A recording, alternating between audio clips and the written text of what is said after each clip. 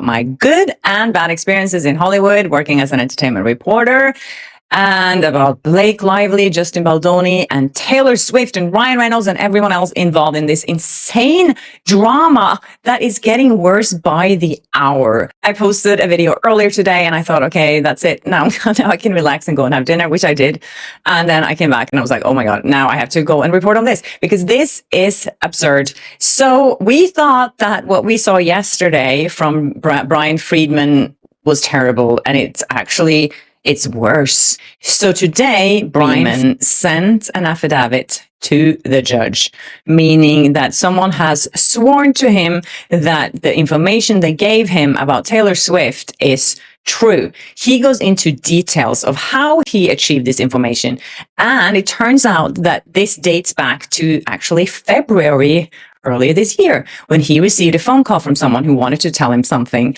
And he says it here in this statement to the judge. He says, I received a voicemail on February 14, 2025 from a person very closely linked to Taylor Swift, whom I subsequently called back the same day. So he's known this since February, which is another interesting point here. He's been sitting on this information because he couldn't just leak it out there without it being a subpoena involved. I'll get back to that later, but I think this is a very interesting point here. And he says, out of respect for the individual in question, I'm not identifying them at this time. However, should the court direct me to do so, I will comply with the court's order.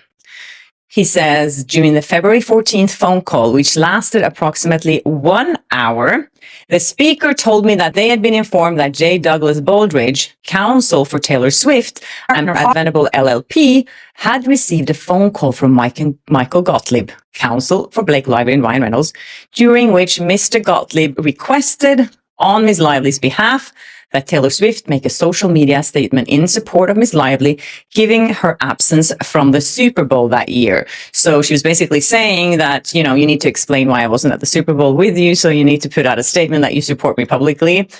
And stated that if Ms. Swift failed to do so, Ms. Lively would release 10 years of private texts with Ms. Swift.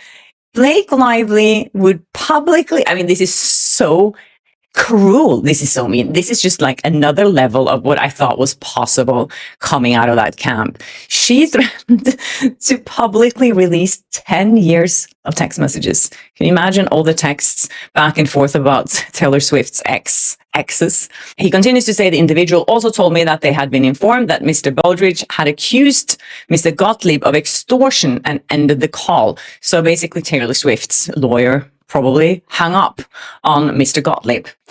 During the same February 14th call, the individual told me that they had been informed that 4 or 5 months earlier, Ms. Lively had requested that Ms. Swift deleted her text messages with Ms.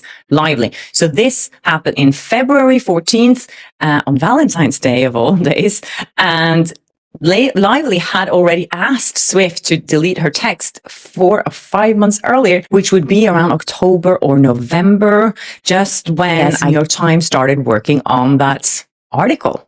You can bury anyone. Mr. Friedman continues to say, I was connected to this individual through a mutual friend who informed me that the individual wanted to talk. We have had several phone calls since February 14th. On a later call with the same individual, the individual told me that Mr. Baldridge had sent a written communication to Mr. Gottlieb relating to their phone conversation. My office issued a subpoena to Venable LLP for the purpose of seeking for a mentioned written communication. I declare under penalty of perjury pursuant to 28 U.S. blah, blah, blah, some laws. Anyways, so there's something written about this, and this is what Brian Friedman wanted to get his hands on here. As I said earlier today, I think it's really interesting here that Taylor Swift has not come out publicly through some of her spokespeople to deny things or these claims if they weren't true. She would jump on this instantly and say, this isn't true.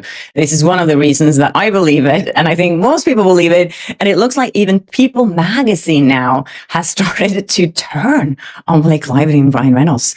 This I think is a big sign. So today they had this headline saying Justin Baldoni's lawyer doubles down, claims Blake Lively pressured Taylor Swift for public support after Super Bowl absence. They want to be on good terms with Taylor Swift, obviously. And the thing is, when you think about this now, all the media outlets that was been supporting Blake Lively and Ryan Reynolds through this are going to sit here now with egg on their faces, being like, oops, we supported Blake Lively, and now we know what she did to Taylor Swift, especially all these feminists supporting other women, and we know that she blackmailed her friend and pressured her to destroy evidence.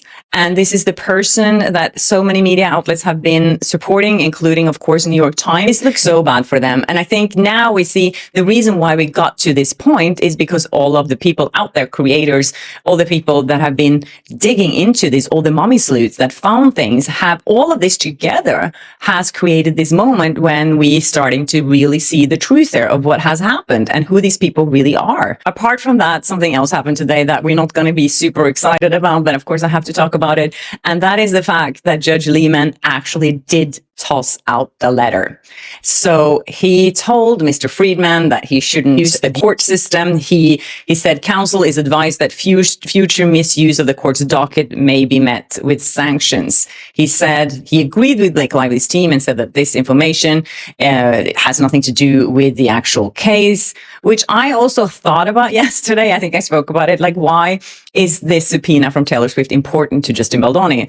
And here is my crazy take on this. I think that Taylor Swift kind of wanted to be subpoenaed so this information could come out, because if she has been pressured and blackmailed by Blake Lively since October, she is pissed off. And how can this information get out there? The only way that could happen was if Brian Friedman subpoenaed Taylor Swift and she would fight the subpoena, and then voila, all this can come out so that Brian Friedman can explain why he wanted this information. As we know now, he knew this already in February, so he was sitting on this information and he was probably thinking of a way that he could get it out to the public, which is kind of more important than that it is actually added to the case. And I think also this is a great way for Brian Friedman to push for a settlement, because now Blake Lively is completely ruined. Anyways, that's it from you guys. Something's happening every hour of the day now, so I will be on top of this as much as I can. I promise you guys that. And of course, if you have any inside info, please let me know. Keep sending me tips. This is so amazing. This is really exciting. It's so crazy. This is like the biggest bombshell ever. It's insane. No one saw this coming. Anyways, thanks for watching my show, and